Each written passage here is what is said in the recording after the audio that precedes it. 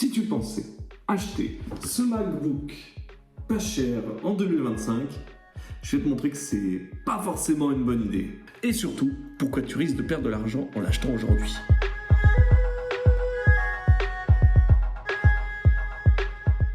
Ce MacBook a plus de 10 ans. Mais sur les sites d'occasion, on trouve minimum à 100 €. Est-ce qu'il vaut vraiment ce prix-là?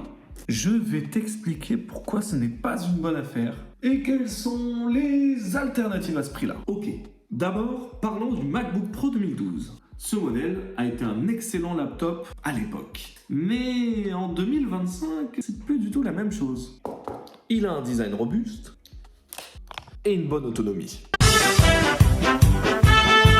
Premier problème, il est bloqué sur macOS High Sierra.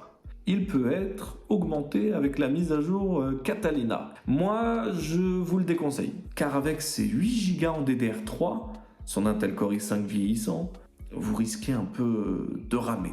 High Sierra est donc la dernière alternative encore disponible pour ce MacBook Pro 2012, avec qui vous aurez de la fluidité et un intérêt un peu plus élevé qu'avec du coup Catalina. Mais le gros du gros des problèmes, c'est ça. Impossible. Transmit, par exemple. Je ne peux pas télécharger d'application sur ce MacBook Pro. Apple a totalement bloqué ce MacBook pour vous faire acheter un plus récent. Après, il ne faut pas lui en vouloir. Ce MacBook, il a 13 ans. 13 ans! C'est gigantesque pour un ordinateur. Une durée de vie moyenne d'un ordinateur, c'est entre 5 et 6 ans en moyenne. Là, 13 ans, est-ce qu'on peut au moins regarder une vidéo YouTube, par exemple?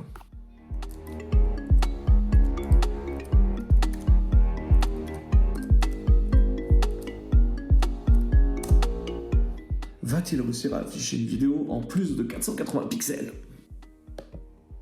1, 2... Ok, 480p, ça fonctionne. Attention, 720p, ça fonctionne aussi. Attention, on va passer sur du 1080 pixels. Ça fonctionne aussi, parfait. Et on va aller pousser un peu mémé dans les orties. Ok, 4K.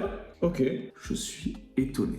Je pensais pas en faisant ce test des vidéos, parce que la dernière fois, j'avais déjà essayé une fois, mais c'était, je pense, sur une ancienne mise à jour.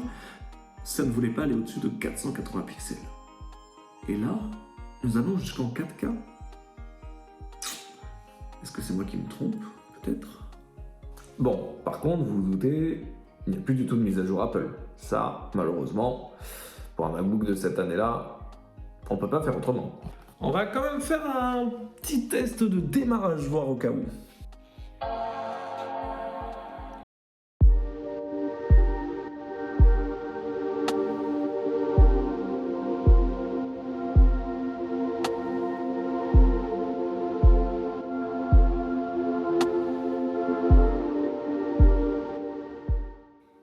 J'ai l'impression de plus rien comprendre. Le démarrage est rapide, on peut regarder des vidéos en Full HD, en 4K, la batterie tient longtemps. Qu'est-ce qui se passe? Bon, on va pas se cacher que ne pas pouvoir télécharger d'application, c'est assez gênant sur un MacBook de manière globale. Mais, sur le test vidéo, on peut aller jusqu'en 4K. Alors ça, je suis étonné. Sur le test de démarrage, il est plutôt rapide. Donc, je me pose la question, mais à quoi sert-il finalement en 2025? Je suis parti sur le fait qu'il allait être totalement inutilisable. Et finalement, après utilisation, il est utilisable. Il est utilisable d'une certaine manière. Vous pouvez l'utiliser dans de la bureautique. Vous pouvez regarder des vidéos, vous pouvez taper du texte, vous pouvez écouter de la musique, l'utiliser comme ordinateur même secondaire, un ordinateur de stockage. Mais finalement, le gaming, on ne le fait pas sur Mac. On n'est pas obligé de télécharger les applications Mac. On n'est pas obligé non plus d'avoir les dernières mises à jour pour utiliser un ordinateur. La vraie question, je pense, c'est quelle est votre utilisation? Maintenant, ce que vous pouvez avoir à 150 € serait un iPad d'ancienne génération, un PC sous Windows 10. Alors, est-ce que le MacBook Pro 2012 vaut le coup en 2025? La réponse est oui et non. J'adore donner des réponses en demi-teinte. Pourquoi oui et non?